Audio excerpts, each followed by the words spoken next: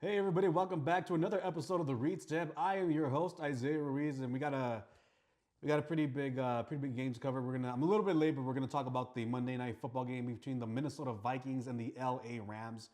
Um, Once again, still praying for everybody that's dealing with all the fires back home. People have lost um, anybody close to them, but also obviously the fires of and burning down so many homes, an entire city, and it's still going on. Still sending prayers out to everybody back there, and just praying that it gets better back home where I'm from. Um, but getting to this game, this was a game where I'm pretty sure I picked the Vikings in the last episode. Kind of doing predictions. We're gonna do some predictions actually after I talk about this game. Now that we're down to 8 teams left. But yeah, let's get into it. This was actually gonna be a pretty big game. It was one of the games that I said I was excited for. Um, Rams Vikings. I thought it was going to be a competitive game. I'm not going to lie. Between both, I picked the Vikings to win, but a fully healthy Rams team, I just feel like they can compete with anybody. They can compete with the Eagles or the Vikings and the Lions and some of the other NFC teams for sure. Obviously, Washington also.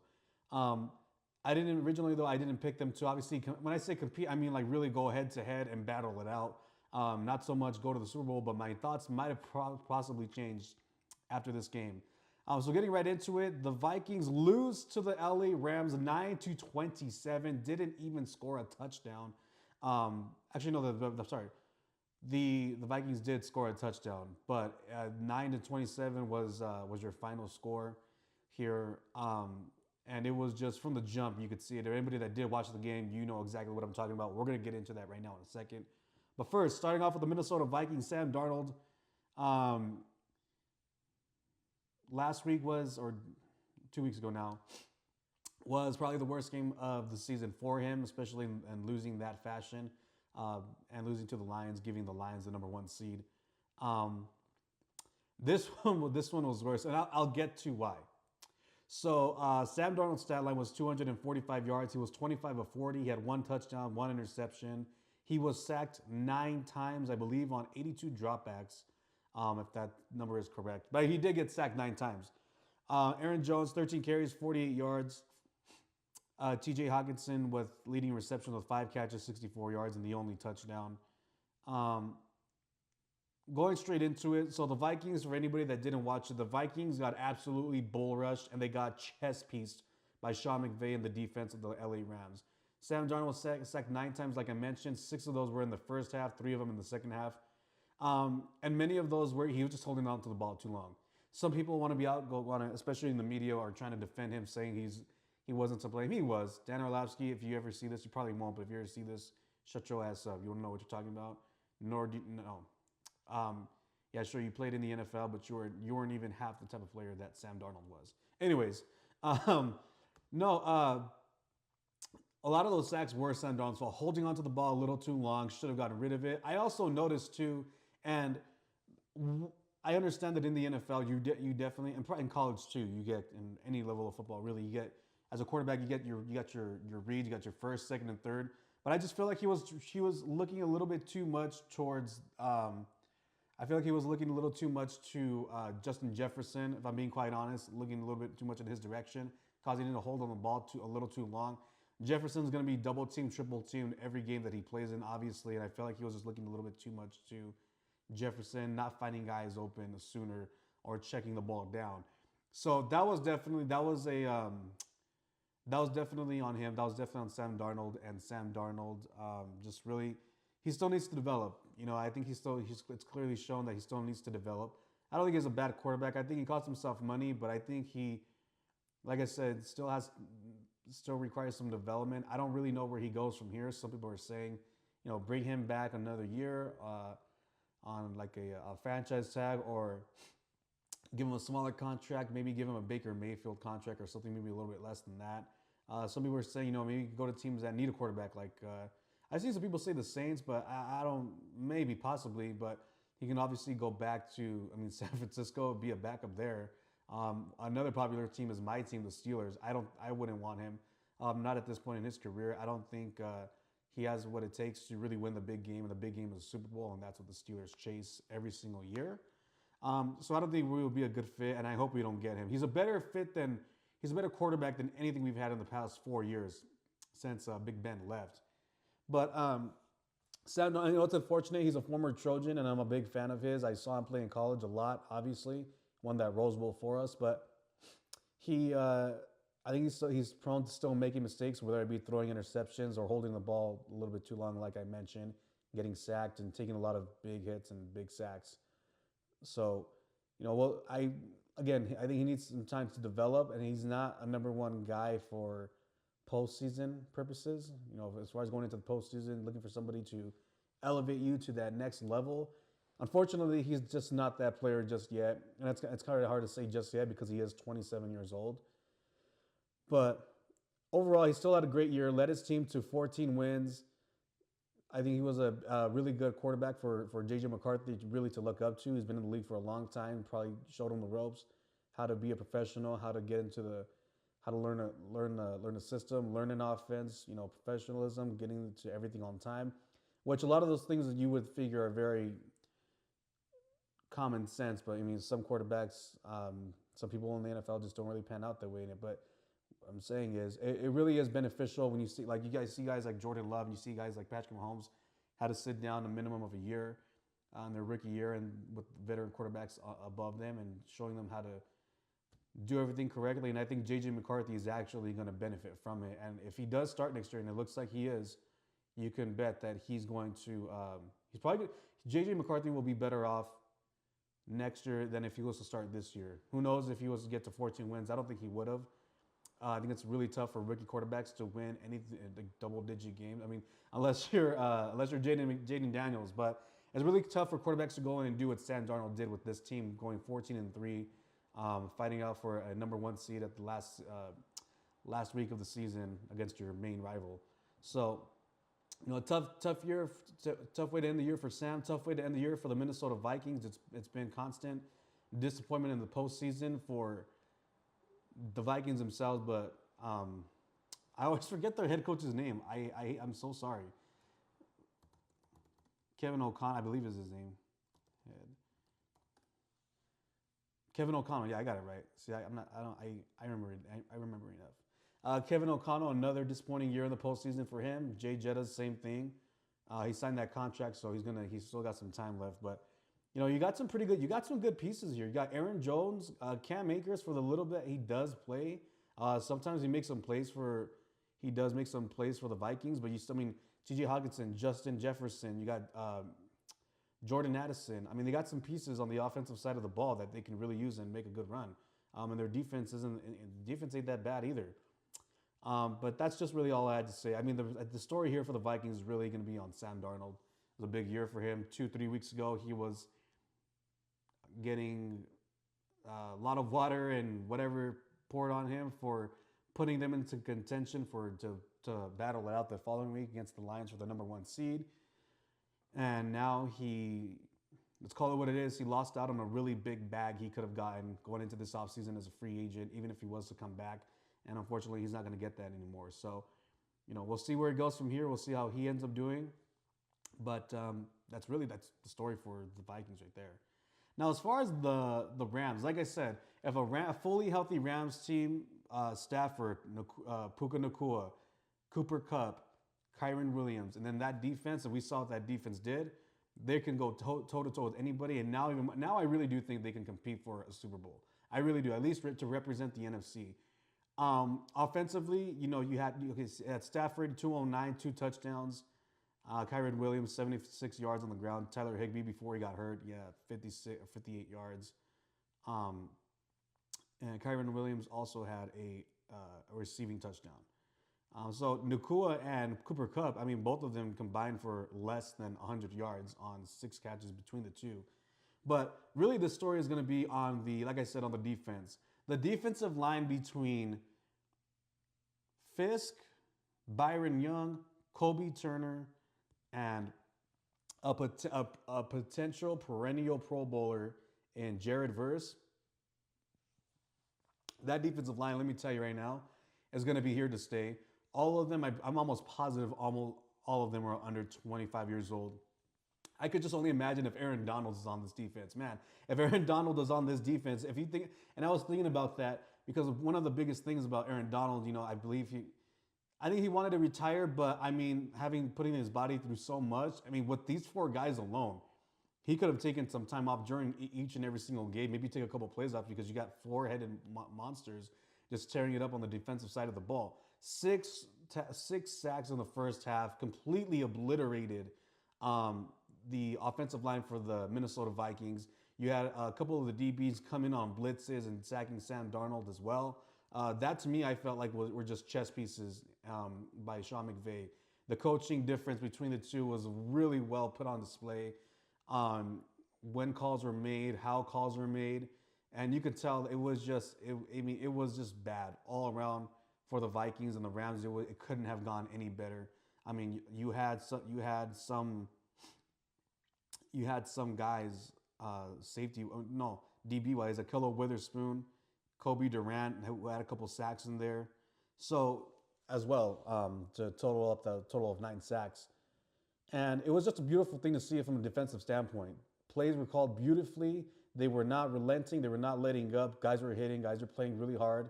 A lot of some of these guys, Lake, Witherspoon, like I mentioned, Lake's been around for a while. He's a captain for the Rams defense. I thought he played pretty well. He led the team in tackles with 9. But all around, this was a Rams defense that was here to play, and they came to play, and they came to let everybody know that they're coming back for that. Not just NFC title game, but that Super Bowl run as well. And as long as this wasn't even a great game from Puka Nacua and Cooper Kupp yet. You let those two have some good games coming down the line. Who knows? I think they can beat the Eagles. I think they can go on and even beat the Lions or even the Commanders, to be quite honest with you. They could beat anybody in the NFC at this point. Now, the Eagles are going to be a tough team to beat.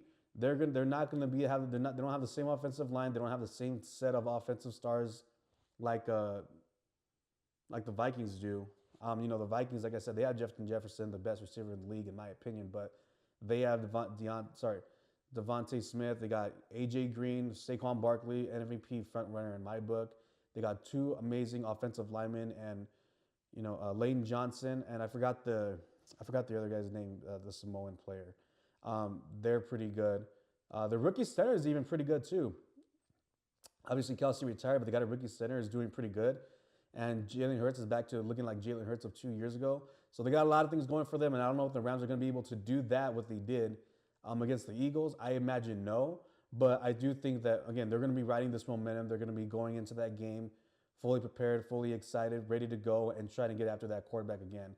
I just think that this Rams defense isn't just going to be something in this postseason and this year. This is going to be for years to come. Kobe Turner is developing into his very own, I believe, in his second year. Byron Young as well, Jared Verse and Fisk, they're going to just become better and better and better. Jared Verse is going to be the star of that defense if he's not already.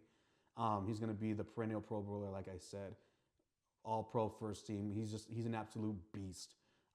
What a pickup by the Rams picking him specifically. They needed a defensive player, but to get him, I thought that was pretty huge. And all of this, I mean, let's go through the sacks. Let's go through the sacks here. Neville Gallimore, number 92 of the Rams, 1.5 sacks. Byron Young, 1.5 sacks. You had, I don't know if I'm pronouncing his name right, Michael Hogt, 1/2 sack. Kobe Durant and Deshaun Johnson both had a sack each. Braden Fisk had 1/2 sack. Jared Verse did not have a sack, but I mean, he always makes his presence known. These guys, if they continue to keep this up for the most part, it may not be 9 sacks, it may not be 8 or 7 or whichever it may be, but if they keep disrupting the offense, keep disrupting the run game and getting to the quarterback, they'll beat anybody and anybody from the NFC side of the ball.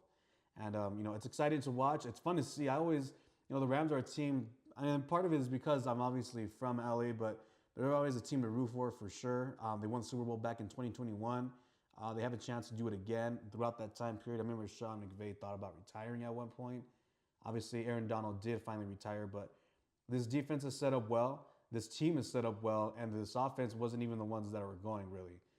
Despite the fact that they put up 27 points, yes, but this defense is going to, if this defense continues to produce at the way they're producing, at the level that they're producing at, Nobody in the NFC is safe.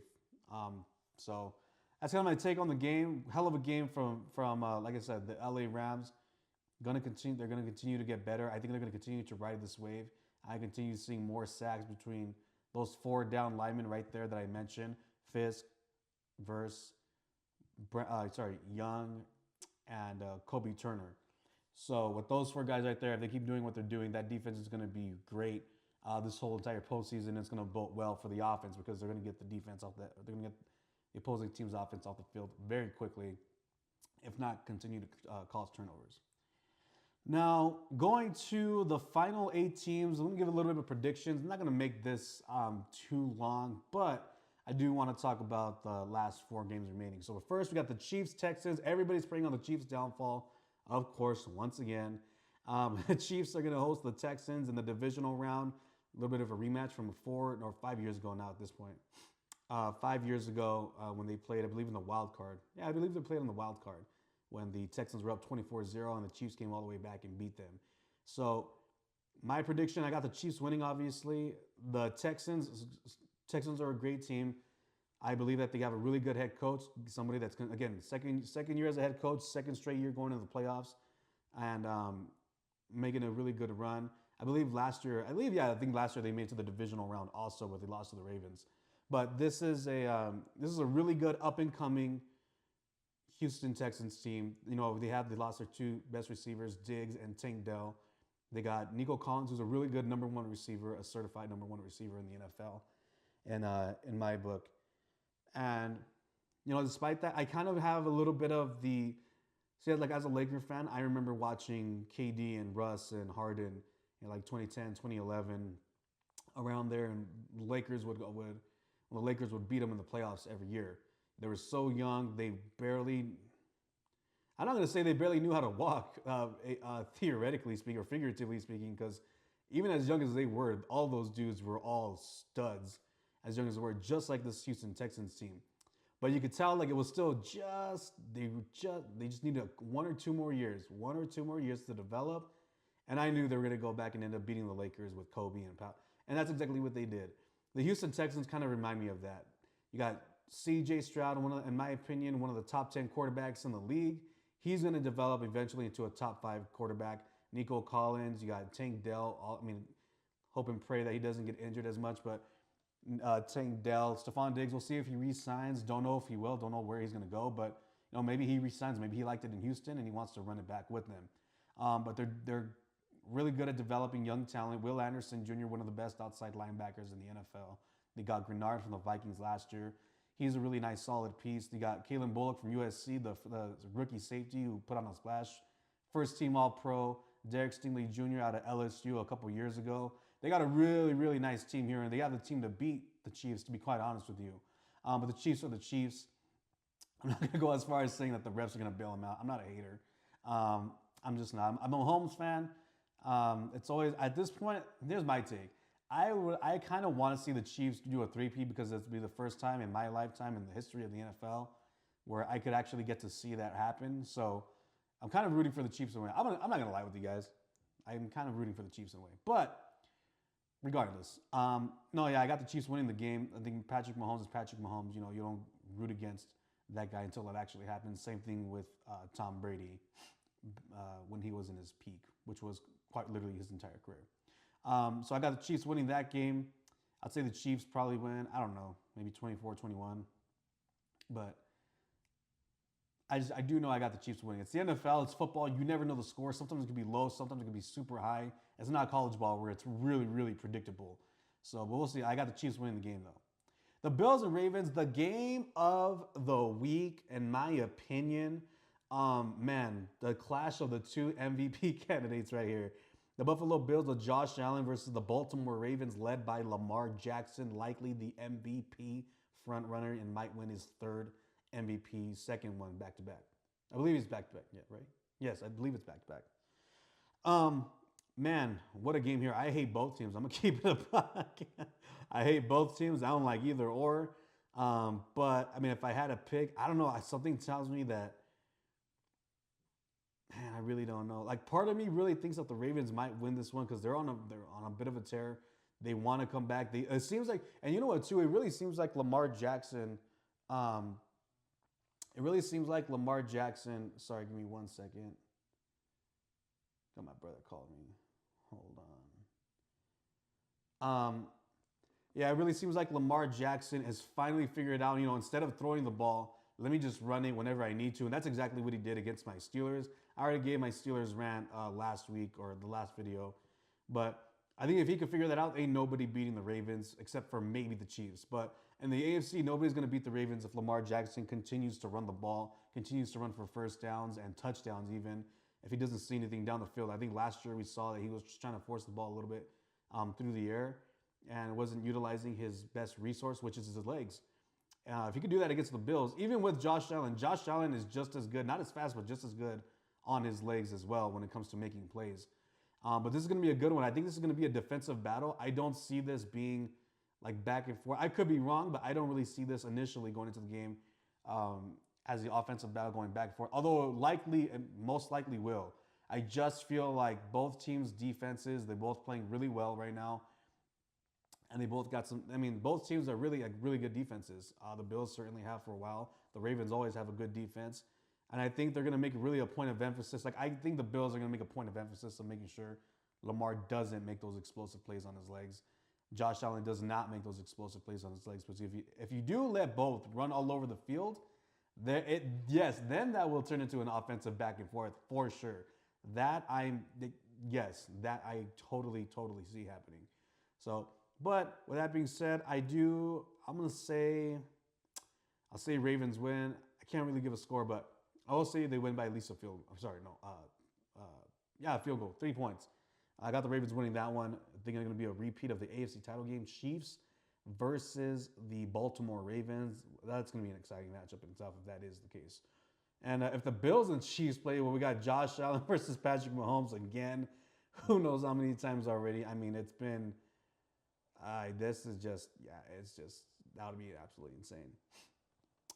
Moving on to the Lions and the Commanders. Commanders, hell of a win in their wildcard game. I get it's against the Bucks, but still, Jaden Daniels, rookie quarterback, absolutely amazing year. Should win Rookie Offensive Player of the Year. Should win Rookie of the Year, as a matter of fact. Starting his career off on a great note. The Commanders seem to already make it in the divisional round. Playing against the Lions with a chance to, I do think the Lions are going to win, obviously, and I think they'll win by at least 2 touchdowns. I could be wrong. Sorry about that. I know I say that a lot. I know I could be wrong. But it's true. It's the NFL. You never know. However, I do got the Lions at least winning this by a couple of touchdowns. However, the Commanders, even if they do lose this game, that's great. It's a great way to start the first year of the Jaden Daniels era. There's really no other way to describe it. Their defense has been playing really well also, led by Bobby Wagner, the old vet, first ballot Hall of Famer whenever he decides to hang him up. But, I hope this is a good game. I hope it's an entertaining game. Lions are the number one team for a reason. They're arguably the number one team in the NFL. You got stud after stud after stud after stud after stud on that Lions team with Jahmyr Gibbs. You got Montgomery, who said I believe he's going to be coming back. You got Jameson Williams, Amon-Ra St. Brown, Jared Goff. Who's their tight end again? Laporta. Sam Laporta, defense. Unfortunately, you lost Hutchinson, but you still got some pretty good studs on that defense. Hard-hitting defense, hard-playing defense. And this should be a good game, at least early on. But I think the Lions are going to eventually win this one in convincing fashion. They're going to go on to the NFC Championship game. And the last game, kind of like the team we just talked about not too long ago, the Rams versus the Eagles. And I kind of spoke on it earlier. I don't think the Rams are going to be able to do what they did from a defensive standpoint against the Eagles, what they did against the Vikings. The Eagles are just through and through on that offensive side of the ball alone. Just Pro Bowler, all pro teams up and down the line, literally offensive line and receiver to receiver, quarterback to running back. The Eagles are going to be a tough team to beat. They're the number 2 seed for a reason. But the Rams, I feel like, are going to set themselves up confidence-wise, mentally. They're set themselves up well. I think it should be a really good game. In order for the Rams to win this game, they got to do what they did against the Vikings. They got to get to Jalen Hurts. They got to get the sacks. And I think for sure, now this is hard to say because, again, they got Devontae Smith and they got A.J. Brown and they got Goddard. They got weapons on the offensive side of the ball besides Saquon Barkley. But I really do think if you take Saquon Barkley out of the equation and that defensive line can do that, I think they put themselves in even more of a favorable position to really compete and possibly win that game. But make no doubt about it, the most important key factor is going to be Puka Nacua and Cooper Kupp having to really have some of the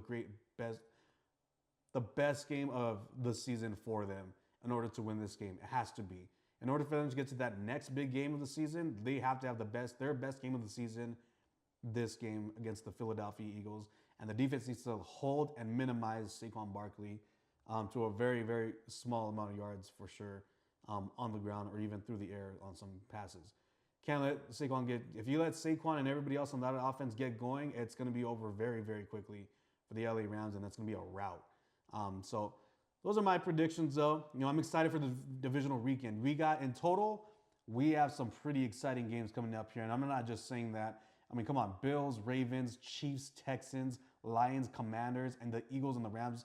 Those are one hell of a 4-game slate right there over the weekend. I'm excited to watch it. I can't wait to watch it. I'm going to do my best to try to watch all 4 games and do my reactions for that. So we'll see what happens. I gave my predictions. I'll give my predictions one final time. I got the Chiefs over the Texans. I got the Ravens over the Bills, the Lions over the Commanders, and I got the Eagles for now beating the LA Rams. So anyways, with that being said, please thank you guys so much really quick for tuning in. For those of you who do, for those of you who don't, for those of you who are watching this years down the road, you wanted to come back and find some of my first ever videos of the Read Step. Thank you guys so much. Leave a comment, leave a like. Let me know if I'm crazy. Let me know, or you can talk shit about me defending the Chiefs and Patrick Mahomes. Like I said, I'm a Patrick Mahomes fan. I'm a really big Patrick Mahomes fan. But yeah, let me know what you guys think in the comment section. Leave a like, share this, turn on the notifications. It'll really help. I'm excited to grow this community, grow this channel, and continue to talk football. We all love football here. I love football. I played football for a long time, and it's one of my favorite things to talk about.